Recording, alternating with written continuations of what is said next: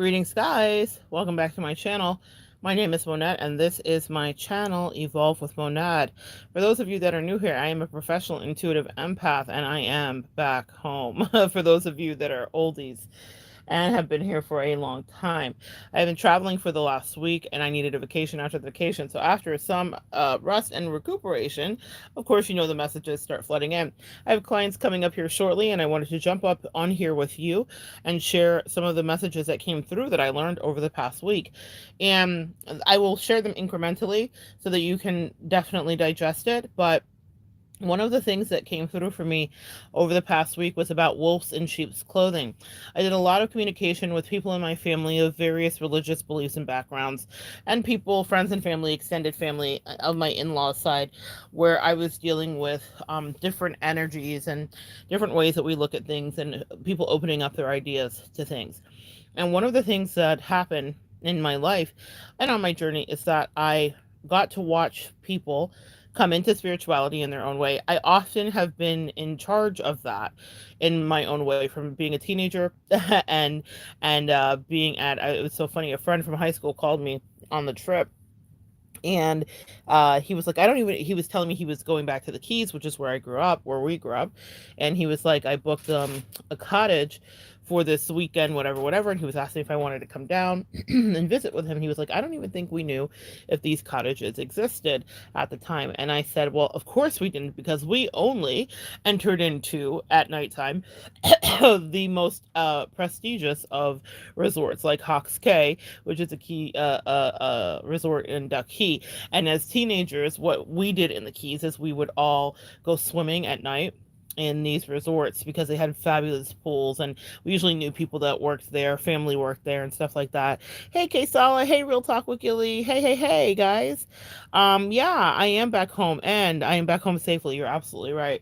But so we were joking about that. So we only broke into the finest establishments to swim. So we didn't know about this cottage place that he was telling me about in the Keys.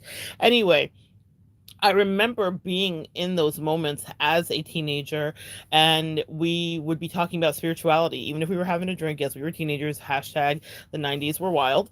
But we were having drinks poolside at night. And I remember looking up at the stars and interpreting clouds and dreams and doing things like that. And people would come to me with spiritual questions. I led See You at the Pole because I was very entrenched in my Christianity. So spirituality has always been a part of me to some degree. And I believe I have had past lifetimes with this experience. But what it means is that in this lifetime, I've got to lead a lot of people to this. And I've got to walk a lot of people into their spirituality and their expansion. And I took it out of the box regarding Christianity and the dogma of that. And I've seen people be very closed off, and my angels allowed me to have experiences in the very Bible Belt South all throughout my early 20s, and even have friendships with people past my 20s that were entrenched in that, whose parents were specifically a certain way. And that's what I'm going to talk to you about today. So while I have a broad knowledge of it, I got to see it up close and personal, and my angels really helped me to understand there's a certain kind of karma that comes to it. I'm getting goosebumps on my head, left side here, as I'm talking to you. There's a certain kind of karma that comes to people that mislead people that are about to expand themselves to a new path. And it's something that I didn't address because I was processing it, but I got to see it play out in many ways with churches and various things. But I watched it happen with somebody specifically, where they at first did not believe my version of spirituality. I introduced it to them. They started to see that it worked in its own way, but they were a Judas. And yes, they were actually a Judas, but also in this way, they were a Judas in that Judas didn't believe that he could have the powers that God had and Jesus had. And Jesus actually allowed Judas to raise people from the dead, passed his power along to him, did a lot of really cool things, biblically speaking, and theologians have proven this, right?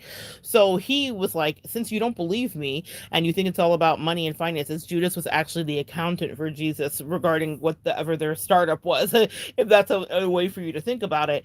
And he trusted Judas so much, even though he knew who Judas was and who Judas would be, he gave him access to the money because that made Judas feel safe. He liked safety, and materialism, which was his ending, those 30 shekels of silver, is how Judas felt safe. So God knew, Jesus knew how to play into his energy in the right way. He was trying to show him positively how you could be everything, right?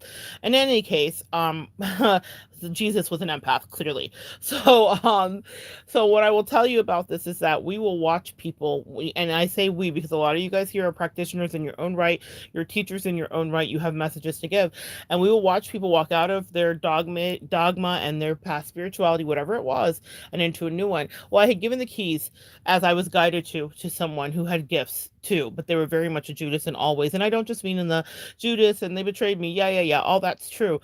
But in the way of Judas was very attached to lower vibrational things and was easily swayed by other people. Complete Judas energy, like totally easily manipulated, but like to pretend that they were strong in posture.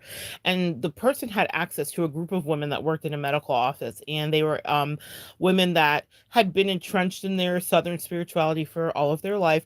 And for whatever reason, they were listening to my person, my friend at the time, my Judas. They were listening to her because she seemed to have really great ideas. Well, the ideas were mine, and that was fine. Every teacher wants to see the person grow and develop their own spirituality. Pardon me, guys. Mm. Every teacher wants to see the person grow and develop their own spirituality. So when I say the ideas were mine, you know what I say. I'm conduit, ideas pass through me, but I was definitely guided to teach her my style of teaching in my way. And she started to do it, copying me down to the way I painted my nails, to everything, okay? Which is fine. That's what friends do. I get that. There is no qualm there. But what I'm going to tell you is that she had people's ear. She had a lot of women who had only believed in one way's ear. And what she did was she was not interested in the work of spirituality. She was interested in the popularity of spirituality. She used to tell me, I love that they all come to me. I like that they seek advice from me, from parenting to relationships, whatever. And what they didn't know was, and here's what you need to know too. That's why I say I'm nobody's guru. Whenever anybody says that to me, I kind of like bristle, because yes, for a time we all have a message, right? We all can get a word from somebody. I can listen to TD Jakes, and I've listened to Joel Osteen, and I have listened to Abraham Hicks, and I have read the work of Robert Greene, if you guys know who that is, who wrote The Art of Seduction. What I'm telling you is that everybody has a message. The muse moves through us. We all have a word or a gift to give and to express at a certain point. And that doesn't mean that we are all perfect and infallible. We all are human, and we will fail people. We will disappoint people, okay? Know that about me too. You may think that some of my takes are hot at some point and be like, I can't believe Monette said that. And that is part of the human experience. I will not always please you. But what I will tell you is that I move integrally as much as I can, and I'm transparent, as you all know, probably to a fault, right?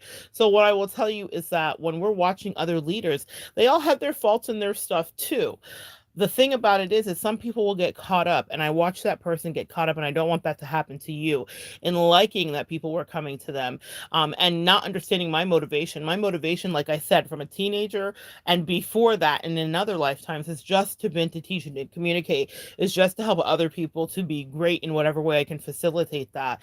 And it was never about getting pats on the back, because the way my life was structured, I was actually deprived of all accolades and pats on the back. People ostracized me, because that's what will happen when you are an outlier, or when you are changing an algorithm, or when you're creating a new thing. People will shun it and think this is terrible. And I've always been a leader, and it's been intimidating to people my whole life. I made it about a lot of things: race, my weight, my size, a lot of things. When it really comes down to it, it was my spiritual imprint and energy. The same may be true for you. A message here too, Gilly, if you're still here, if you find yourself not fitting into corporate America, there's a reason. A lot of us are not cut out for a cubicle life, and if you do fit, then that's all right too. No judgment.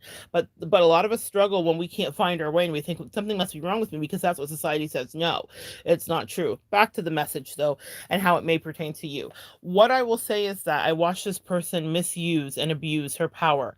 Doesn't mean she didn't have her own spiritual insight. She did. I didn't give her everything. I gave her a lot. I gave her the blueprint, which is not something I had. I had to develop that for myself, because people thought I was bad and evil wherever I went. I dealt with a lot of ostracization that she could have never withstood. But she got it after I had cleaned it up and had really made it good and made it palatable for others. And then she started to be people's quote unquote spiritual mothers. Now, she may not have called herself that, but I saw what was happening. And what she did was she then showed her terrible corrupted side, which we all have a shadow side, guys, but not all of us are terrible and corrupted. She was an extreme. She'd evolved into addictions of all kinds, from sexuality to drugs to alcohol, and she was a horrible person. And that's not to say that addicts are horrible people. people. We all have addictions. I have my own addictions. We all struggle, guys. But what I'm telling you is that she never wanted to spiritually help raise anybody's vibration. She wanted popularity. She wanted to be seen as something special because in her own life she couldn't conjure that. So she did some energy vampirism from me, and she sucked that energy, and then she wanted me to disappear because she didn't want anybody to know where the source was from, and she started to shun me actually, which is fine. This is part of what we sign up for. I always say, do you understand the assignment, right? Or the kids say it, but it's something I really find resonates. Pardon me, guys. A lot of sun and day drinking means that I've been so thirsty the last few days. So just rehydrating myself. Um, excuse me. So what I will tell you is this. Uh, I watched her corrupt it, and my angels said to me midway as it was happening. This is years ago, before I ever even departed from her.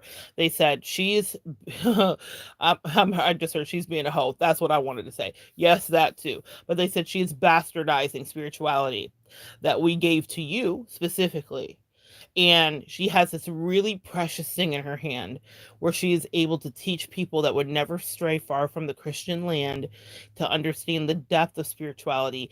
And she has their ear, she has their trust, they believe in her, they are attracted to her energetically, sexually, whatever reasons and whatever ways, because attractions happen differently from soulmate relationships. So they're attracted to her, and she could really be a teacher if she wanted to, but she is not like you. She is not one of you. She is not part of you, and she will not come through. And what she will do is cause them to almost regress back into their Christianity so deeply. There's nothing wrong with Christianity, guys, but there is an expansive energy with spirituality, and you guys understand what I'm saying if you're here. And she said what she's going to do is cause them to regress back into their fear, where they had finally started to like put their toe into the water and to understand how powerful they are, and that everything doesn't have to be dictated from a man, their husband, or their patriarchy. Yes, we understand it exists, but she had a very powerful opportunity to shift that perspective. And instead, she was Judas. She corrupted it. She was a Judas to herself. My angels years ago were like, you can't be mad at her. She betrayed herself every day, and she gaslit herself out of her emotions and everything else. It was really funny. They said, you thought she was doing this to you. Who do you think she practiced it on first? Herself. So that's what I will tell you is there's a heaping helping of karma. And my angel said her karma is going to come in sins of the father. That means that the sins of the father will be visited upon the child when the parents don't get it. And both parents in that case were derelicts. And so they said that the child will have to deal with it. And there were a lot of things that I hated so much that were going to play out. But they said the reason that her karma is going to be so strong, I don't care if they said, if she finds happiness in small moments or bursts, or people that like her, or she runs from city to town and she can put on a facade, she will always be found out because she's a wolf in sheep's clothing. She's specifically what the Bible talked about. And they said to me, while she may have pointed fingers at you and been like, no, you are the false prophets, this and that, because Christians love to spin it, right? She actually was the epitome of a false prophet. It was funny. I saw her projections. I knew what she was saying. My angels shielded me from a lot of it, but they let me hear some of it actually. People don't understand that's part of my gift. I can hear conversations that people say, like, actually. So when people are looking at my face and lying to me, I'm always like, wow. But they said she was actually the wolf in sheep's clothing. And they said, and there was an extra heaping helping of karma for her, because what she did was there was about maybe 10 or 15 women that were around her that may have shifted their idea. Maybe they wouldn't have come out completely, but they would have shifted. And when I say come out, I mean of their spiritual beliefs, knowing that they crave something more, that they don't agree with the patriarchy, right? So she had an opportunity to lead there, but what she did instead was she used it selfishly, and she turned out to be a horrible person, which then confirmed their original biases about what people that are of different sexual energies are, because she was other sex. And what I mean by that, she was part of the LGBTQIA community, whether she admitted that to herself or not. And she was spiritually fluid in that regard too, and a lot of things. And so all of the things that they were taught to hate and taught to be scared of and whatever, well, she was secretly doing all of that with a lot of people that they knew that were also partaking too.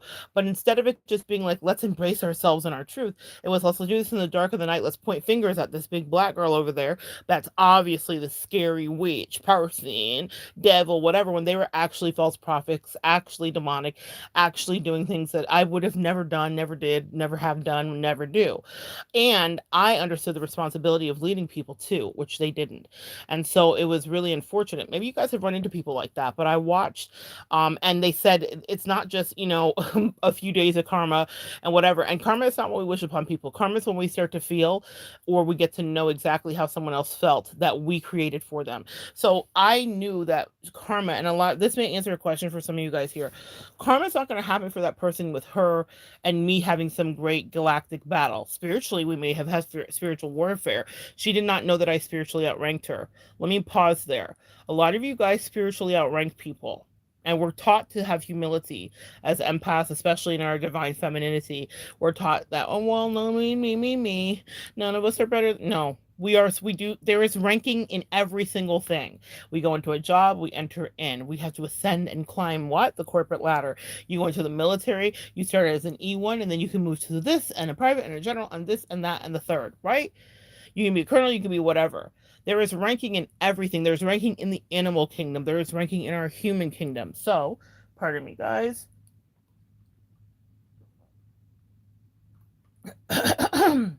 Excuse me. There is ranking in our human kingdom as well. And there is ranking more specifically in what matters to me in the spiritual kingdom. When someone comes up and does that false prophet thing, there is such a high threshold of responsibility and karma that brings. And that's why I say it's nothing to play with. If you're not into this, don't teach other people about it. It's fine if you want to dabble for yourself, but don't try to lead other people when you haven't got a solid ground on it yet. And none of us are ever finished baking. We're always evolving in our thoughts. We're always cooking. We're always re-examining a thing. So I'm not saying don't begin your spiritual journey. I'm saying be very careful about the people that you think you want to lead, because they show me the blood on her hands, which is so funny because biblically those women would say, no, there be blood on your hands. They don't understand how it works. They barely understand anything. God bless their souls. But those women that she was leading, my heart broke for, because they were starting to peek their head out of their turtle shell and be like, oh my God, there's a new world out here. There's something else. After years and years of oppression and whatever the constructs were in their life, and she ruined it overnight by just being the worst person she could be. She thought it was all about me and her sexuality, and that she must have been so hot, and I was just mad because I couldn't have her. Y'all, it's hilarious to me. I didn't want her because I didn't want that energy. And that is the truth. Did I love her? Absolutely. I loved her completely and totally.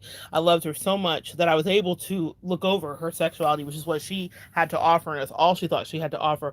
But I knew that her sexuality was a corrupter. It was a succubus energy, a Jezebel spirit. It's so funny.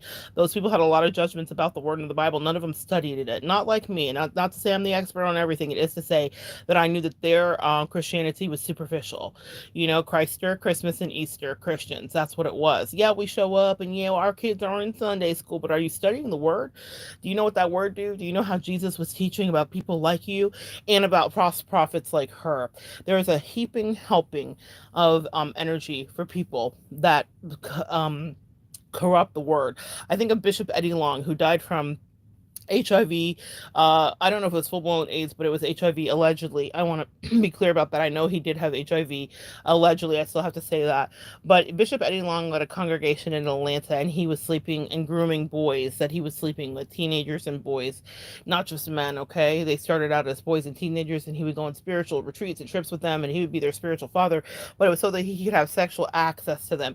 And his church grew. See, the devil makes deals with you and will allow you to seem like you are just thriving, and he was renowned, and also he was gifted message. Both things were true.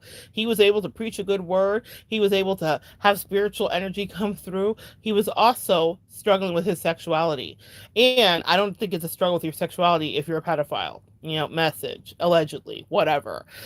So it's not that he was just a gay man in Atlanta. He was a gay man who preyed on boys because that was what was easier for him. And does that mean he didn't know the word? Does that mean that the Spirit of God didn't move within him? Yeah, the Spirit of God talked to him. That's another thing. For anybody that's ever watched anybody struggle with whether what's wrong or right, yeah, God talked to him and gave him lots of warnings at night. Stop this, stop this, stop this. And the consequence was that he ended up dying of a disease that people now live till their 80s with. Why did he die? Because his spirit spirit and soul was corrupted because he was being held karmically accountable. People with HIV and people with other STDs now can live well into their 80s. It is not the death sentence it once was, but he died specifically, as to my belief, because I prayed about it and I watched it and I remember thinking, wow, look at what you've done. Look at how you've corrupted young souls. Look at how you've tarnished people and caused toxic trauma for the rest of their lives. No, Bishop Eddie Long, you don't get to just live the rest of your life freely. There are consequences that will come along expeditiously, and you are wiped out. You are smited. That's how God handles things. He should have known because he studied the word. God smites things. God is not just all love and light. God is like, I'll strike you down at night. Passover just happened, and Easter night was talking about spending a lot of time over the holidays in a big Jewish community where in one of the places that we stayed here in Florida. And there was Shabbats and there was all kinds of things. And we were talking about Passover, and I met up with this Jewish guy on the beach one of the days we were out there, and he was talking about it. But I know Passover, and what Passover is, the angel of death was coming as a punishment to it was between the Israelites and the Egyptians, and he was the angel of death was coming to take the firstborn male child. That's how God rolls. It's not always love and light.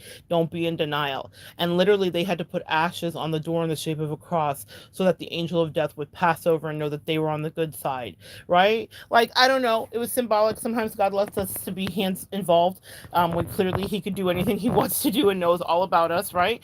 But that's what Passover is about. It's not just about Christmas and Easter bunnies and Jesus rising on the third day. It's about saying, angel of death, please don't come my way. God is vicious, okay? It's not just hot fire and brimstone, but God literally will take out the things that need to be taken out on the people that do wrong and mislead folks.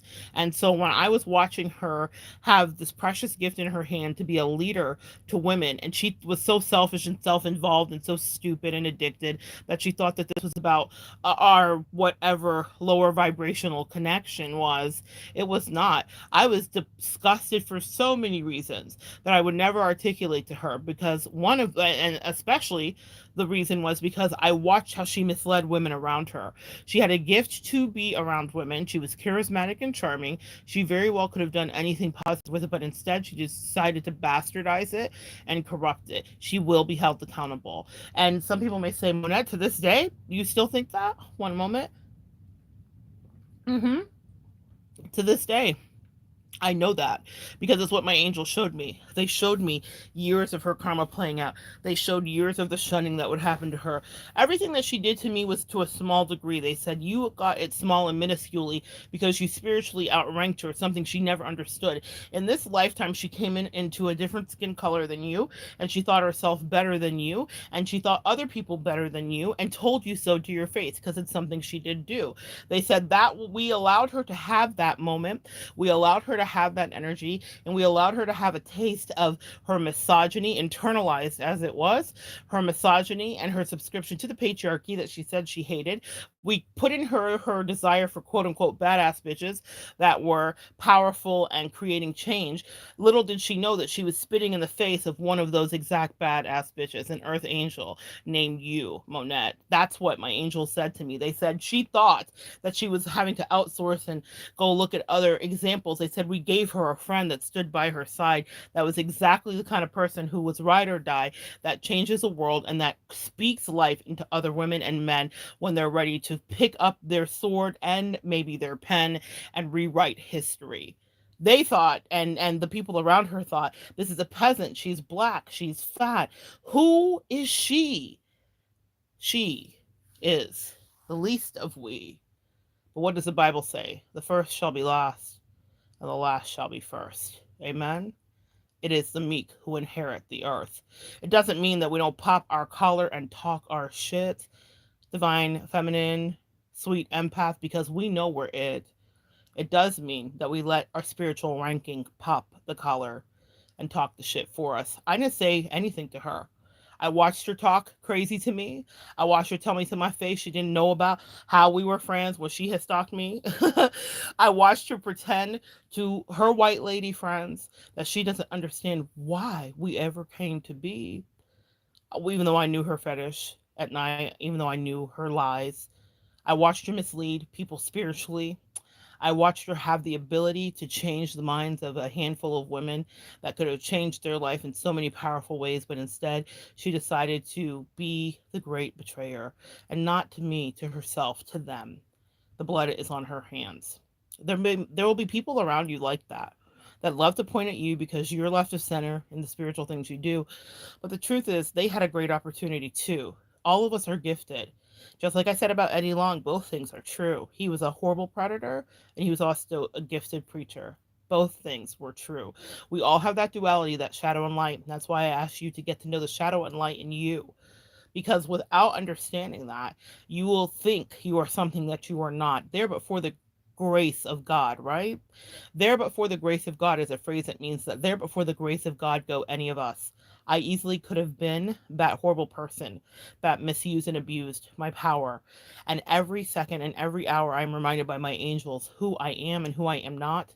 That's something I will not forget. They said, Monette, stand in your truth, but do not abuse this energy we've given to you, because we will take it so swiftly and so quickly, and we will shame you so publicly and so completely that you will never second guess or think over spirituality and our power. Just because I spiritually outranked that person doesn't mean that I was in a position to thumb my nose at her. That's what an ignoramus does. I would never have done to her what she did to me, and not out of some, warped loyalty, but out of understanding spiritual law and how things work, something she clearly did not. A lot of people like the benefits of seeming like they've got it all together or being the person that people come to for answers, but can you answer your own questions? Can you pay your own bills? Can you take care of your home? My mother taught me, a West Indian woman with pride, that charity begins at home before you go abroad. And it's as simple as, if you're at a sleepover and you notice that one girl at the sleepover that was like kind of sloppy and didn't clean up after herself, well, that's something she does at home too. Maybe let's elevate it. If you were at work and people are stealing food out of the fridge, and you're like, who is this cretin that's eating our lunches? Well, that's something they did to somebody else somewhere else too. We begin in our homes, the things we will do outside. And so what she had was a lot of pride, and that pride always cometh before the fall. Icarus too close to the sun, if you guys study Greek mythology. And I watched her assemble those wings and put them into wax and think that what she was spitting was straight facts when it was straight balderdash and bullshit. I knew that it would be many people's hearts that she broke with it, not just mine.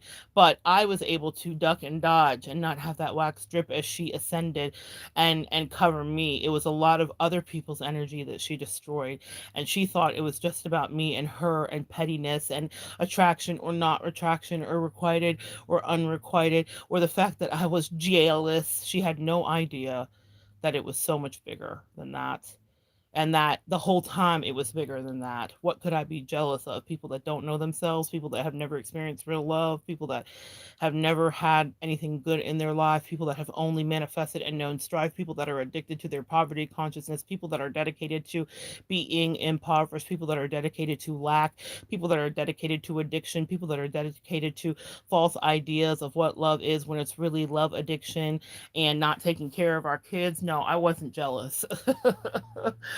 I wasn't jealous. I also understood my angels, and I want you guys to hear me under the sound of my voice. Understand too. Your angels understand you, and they understand your spiritual ranking too. Just theory, you come to mind. There are people around you specifically. I'm just getting the download, even though we've never talked about this personally. They said friendships that thought that they were better than you, or that you were too different, or you were not to be set aside, or that you were not to be listened to, lauded, and respected. And it's not to say that you are better than anyone, my dear, but in the spirit realm, they said it had been made clear that you, in fact, that you were outranking people that were narcissistic around you. Just theory, this is for you specifically right now. You outranked people around you spiritually. And it's not something you'd ever say about yourself, because you're a hard worker, nose to the grindstone, a studier, the hermit card if ever there was, a student, the consummate one. But they said that there was a spiritual warfare that they thought they had won. They thought they had won it with old school tactics and bullying, and they said, not today, Satan. And still, like dust you rise. They may trod you down in history with their bitter, twisted lies. They may stamp you in the very dirt, but still, like air, you rise. That's Dr. Maya Angelou. I have phrased it differently, but it stands for you, Just Siri, and for anybody else listening to me. People will talk down on you and not understand that you have an outranking in the spiritual world, your ancestry, your angels. Whether you understand who your ancestors are, you have angels. You have a spirit team that is advocating for you. Wolf in sheep's clothing will come, and they will be so sweet and seem like it's so fun to pet. But your angels want you to never forget that they have imbued you with a discernment and an ability to see through the bullshit. That was, quote unquote, my friend for many, many years. But the second she had an opportunity to turn on me and go back into her fears and be convinced of whatever, or convince others because she was evil, because evil lurked in her heart the whole time, then she turned on a dime. And it wasn't just me she turned on, because me, I'm strong. That's fine.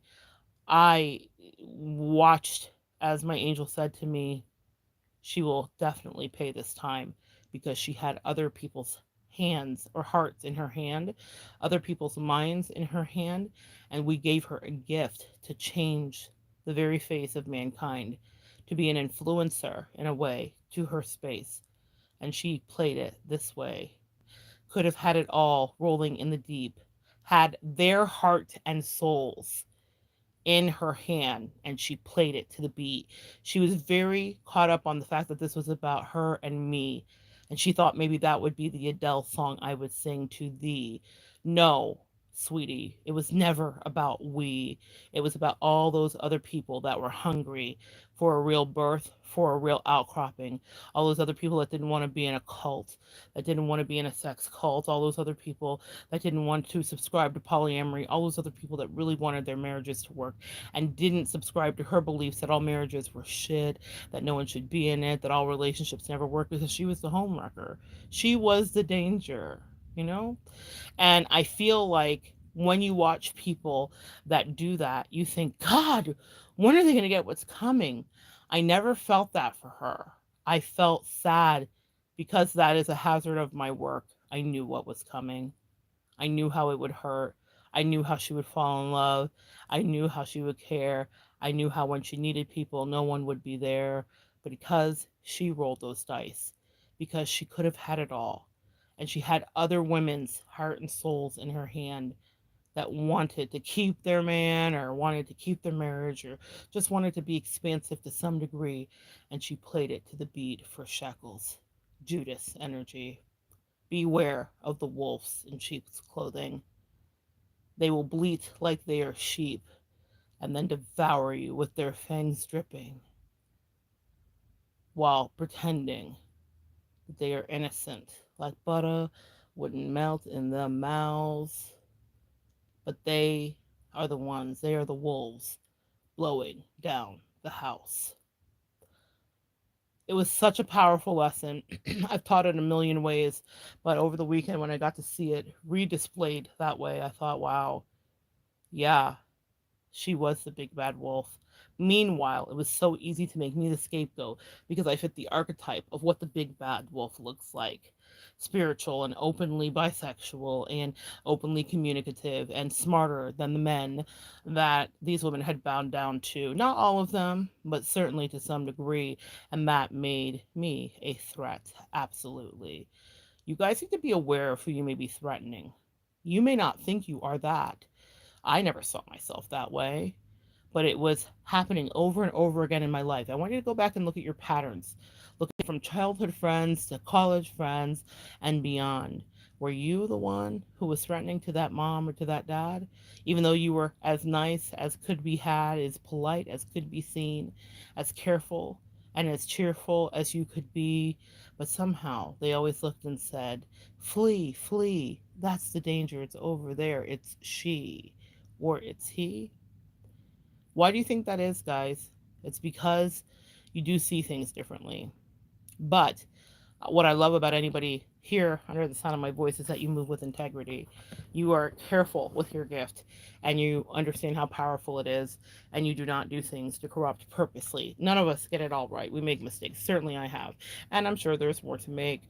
But what I promise you is that I'm working it out daily. And I come to you, and I come to you with honesty and with a full heart to lead you in the right way. And if I make an adjustment, I tell you, the GPS has just told me I need to recalibrate. I'm never going to mislead you with hate brewing in my heart like I watch that person, with jealousy, with malice. Even when I talk about her, I have to burp. With jealousy, with malice, with all of the things that are the worst. And don't be that person. Message, because the karma is real and it's nothing that anybody can appeal for you. There are no appellate courts, there is no Supreme Court.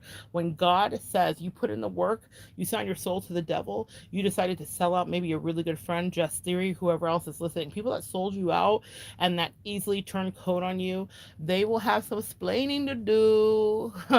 But the Lucy that they're explaining to is Lucifer. Real talk, man.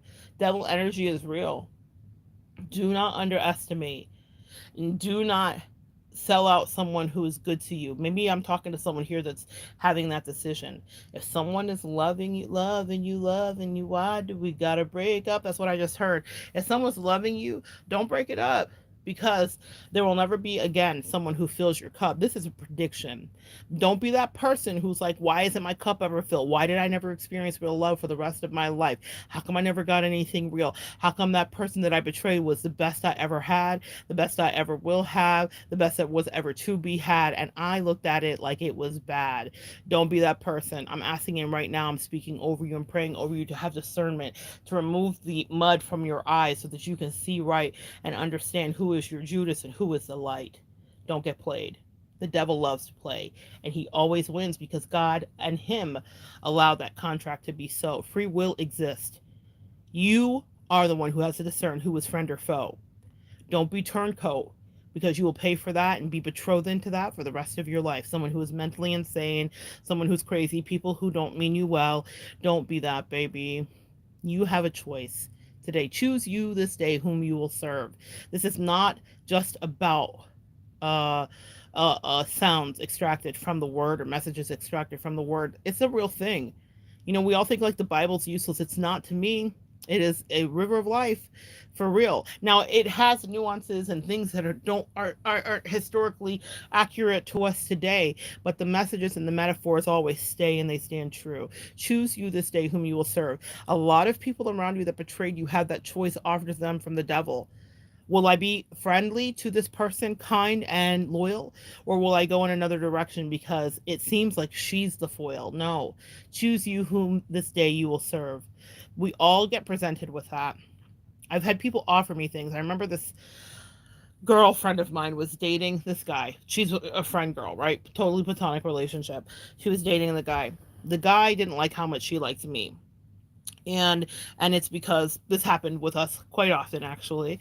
Her men didn't like me because I could see through him. I didn't understand my gifts fully at the time, but I knew he wasn't good, and he wanted me out of the way.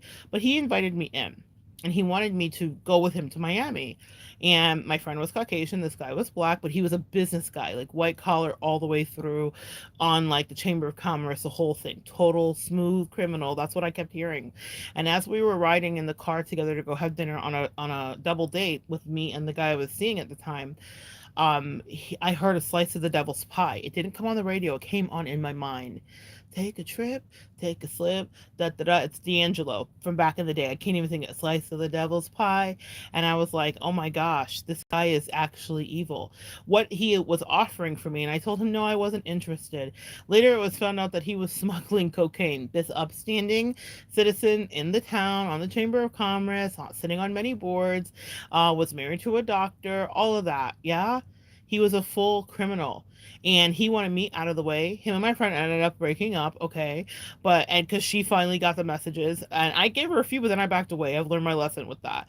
But she got the messages that he was no good, and I had to choose you this day whom you will serve. At the time, I was working at that corporate America job you guys have heard me talk about, where I was making $10 an hour for 10 years, and they absolutely disrespected my life and didn't believe in me. And he was like, hey, you can come make some money with me. He invited me to like golf courses. He was like, I like the way you maneuvered in the room. performed. You handled yourself so well. He was like vetting me. But my angel said, look and see that this is not good. And he never made the actual offer of like, here's the cocaine, let's go down the road and whatever. But I said no because of my integrity, because of my spiritual ranking. You see, I have angels and ancestors that are the general for me. I don't always have to see exactly what the plot and the scheme is from the devil, but I knew there was one. And I said no because I wasn't wrong. Quick money and easy money isn't right. Now, the money that I make integrally. I make it day and night. Money loves me. Money finds me. Money comes and chases me. Money likes to sit beside me. And I say that because I want you to start saying that over yourself. I used to have lots of issues doing the work that I did with taking things and having to haggle with people over catering jobs and all kinds of things. That's not my life now. I literally am on vacation and money is tracking me down. I mean that. And I'm not saying it at a haughty place. I'm saying it as a you too can be great because it was something I struggled with. And I didn't think that I deserved that. So instead of taking the quick money that he was offering, take a sip, take a slice of the devil's pie, God said, if you will just stand by and get into the rankings that we've assigned for you before you came into this life, we will make sure that money chases you. And it will do so honestly, where you can file your taxes too. Okay? And you will not end up in anybody's jail trying to people please and let your ideas of grandeur be the thing that makes you come to your knees. I love luxury. I was allergic to broke. What I mean by that is this. All of us struggle with money, right? But I have a vibration where if I'm talking to you about this, I'm going to help you raise it. And it's something that I worked with. When I say I was allergic to broke, the person that I was talking about loved poverty. She loved lack. She loved misery in all ways, not just money wise. She may think she liked it money wise, but she created always a situation that would bring her ultimate demise regarding that. And we were not compatible as much as I thought we were. We really weren't, because she would find ways to sabotage every and anything, including any money that could be brought in, even if she thought she was making a quick buck. She always did it in the worst way. She always chose the worst avenue. She always was on her worst behavior. And it was not something that I would do. I now see how clearly incompatible we were. A lot of people are around you guys, and you are around a lot of people that you're totally incompatible with regarding finances in all capacity, because that was emotionally too. She was poor with love. She was poor with care. She was poor with nurturing. She was rich with despair. Do you guys get what I'm saying? It's not just about finances. So when I say that money loves me, I'm saying love loves me. I'm saying that friends love me. I'm saying that respect loves me. All these things that bring us abundance. I'm saying that good ideas love me. You get it, guys? It's not just about the financial, monetary side. It's about the energy that you bring to you, where the money resides, where the money resides, where the money resides. Money is currency. Money is energy. Money is exchange. And a lot of these wolves in sheep's clothing drove themselves insane because they wanted to get to the money, a la Judas, 30 shekels. What did he get for it? His entrails spilled under the moonlight, on the light of a silvery moon, hanging under a tree with his insides splayed out, because the devil will always gut you when it's money that you're about. Mm. But money loves you, empath. Money loves you, divine feminine. Love loves you. People love you. Relationships love you. You thrive in them in every way. Do not deny your reality. Beware of the wolves in sheep clothing, but also speak some manifestations and some mantras over yourself. Some of you guys were not compatible with people because they were allergic to wealth. And I mean that in every single form and way possible. You were not. And now that's why that was a relationship that had to be forgot. You can't exist on the same plane. That poverty consciousness that other people are steeped in will drive you insane in every way. My empaths, a lot of us were not hugged enough. We weren't loved enough. We weren't kissed enough. We weren't reconciled with enough. We weren't lauded. We weren't patted on the back. We weren't told how special we were. We weren't told how great. We were always knowing that about ourselves, but dealing with insidious hate. That season is over. If you've heard this video today, that season is over. That season is over. And so it is. I speak that over you. You bring in new booze who also are attracted to wealth and money like you. You bring in nourishing relationships that replenish you daily. You are no longer drained by vampires and energy vampires that love to take a bite. They say it's just a snack. They say it will be light, but what they want is to leave you a husk and a carcass empty. That season is over. I rebuke that immediately. You are stepping into abundancy. You are stepping into love. You are stepping into understanding your spiritual ranking from above. You are stepping into speaking proudly and putting respect on your own name and divesting from the people that drove you insane because they couldn't stand that they knew too. What you didn't is that they wished they outrank you, but they couldn't, they wouldn't. They weren't willing to put the work in. You have. It doesn't mean that we are without sin. It means that we are imbued with a work ethic that runs circles around the rest of them. And so it is. Let's see if I have any messages, and then I'm going to get going. Oh, lots of messages today. Kesala says, most times if we pay close attention, their words and actions don't match. Sometimes it can be a burden because you can see it, but no one else seems to be able to see it. I want to speak to that. It's true. I definitely saw toxic behavior with a lot of people. And what would happen, excuse me, is time and time again, people would try to get me out of the paint. They'd be like, she's the devil, because I could see that they were corrupt, like I just spoke about with that guy. I've talked about predicting a Rico case. Excuse me, guys. I'm just getting back onto seltzer now that I'm healing so much, and so I'm paying for it. But I'm just getting that Rico case that I predicted, different person, but different energy. And those guys were like, we don't trust one as far as we can throw. Why is that? From kids' dads not trusting me. I'll tell you the story, guys. This dad who was actually schizophrenic and a criminal had accused me of a coin heist when I was in gosh, had accused me of a coin heist when I was in, oh goodness, I don't know, I must have been like in sixth grade or middle school. It had to be middle school, yeah.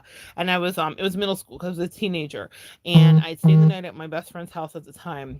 And there was a coin heist in our town, and I went to Sunday school, and there was a veteran who taught us Sunday school, and he had given all of the kids in Sunday school coins because he was in Vietnam. So they're all these like foreign coins. So he gave us each a little pouch, maybe with like 8 coins in a pouch to each person in the Sunday school class. And my best friend's father, who was racist, actually, out loudly, and didn't like her hanging with me, but we were like all on our mission to be friends and whatever, told her that I had done a coin heist, went so far as to call a correctional officer that he knew to come and investigate the coins. And what happened was, the day before, what he didn't know was that they had found the actual guy who had committed the coin heist and had him like in custody, and they were getting ready to release an official statement to the papers. So they had arrested the guy. Can you imagine if I had been on the wrong side of that timing with my little bag of 8 coins that brother Ricky gave to us at church, who was in Vietnam?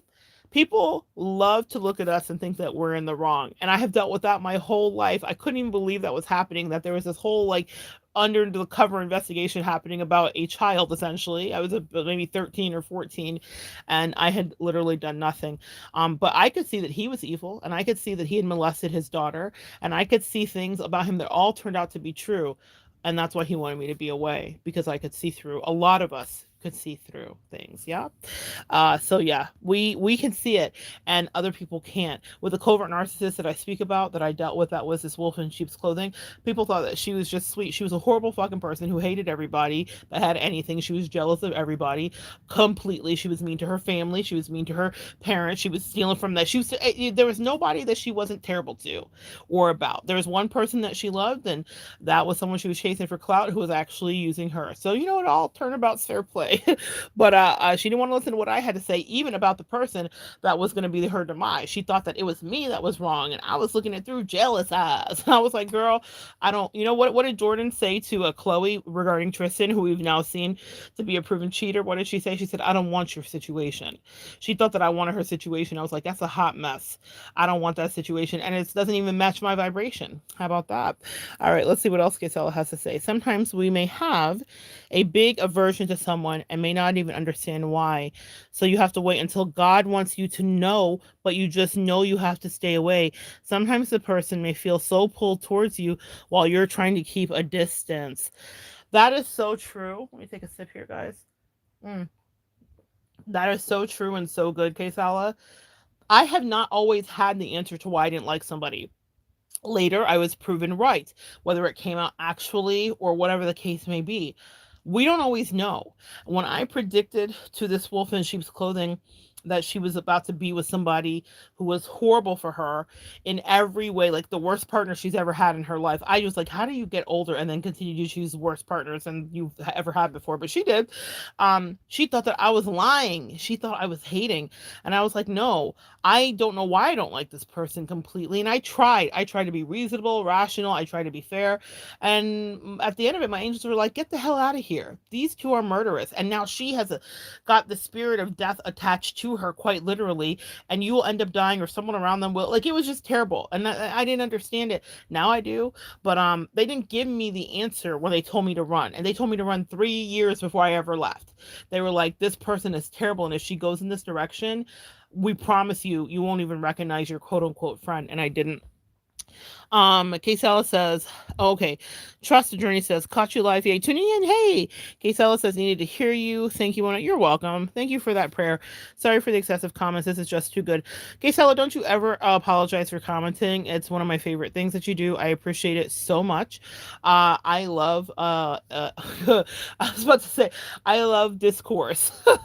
There's another word that has course in it. I love that too, I guess, but I love discourse. Meaning words of affirmation are my love language. So you can never comment enough. I love having something to talk about, answer to, and I love when you tune in, Kaysella. I'm so grateful for you. So thank you. All right, guys, I'm going to jump off here and get ready for my clients. So good to share energy with you. Comment below if you catch this on a playback and anything resonates to you. Again, words of affirmation on my face. So talk to me, y'all. And we will continue to evolve together.